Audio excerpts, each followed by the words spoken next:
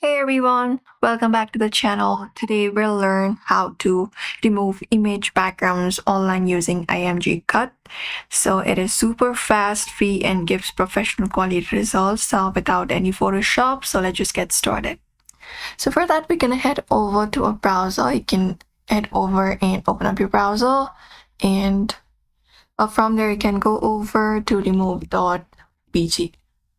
So there are different alternatives available in order to go over and do so. Once you're into the particular website, you can log in or sign in if you're not logged in and start with the process. I'm just going to use my Google account for this one. So once you are logged in, you will be finding this particular interface. The website should automatically remove images from backgrounds in seconds using AI once you upload your picture.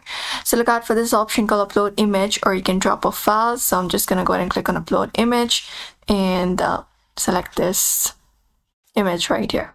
For example, this, and click on open. After that, you can just go over and upload it and wait for some seconds.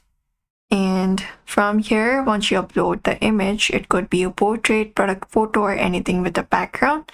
You can just go over and look out for the option to removing background, or the remove background application will automatically process it.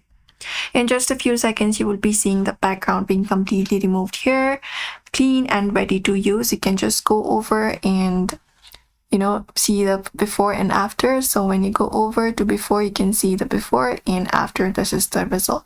So you can use this option called magic background in order to generate different backgrounds as well if you prefer. So you can add it up and you can see the background being changed, or if you want to leave it without using any kind of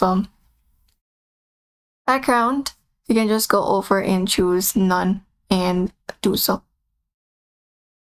And there we go.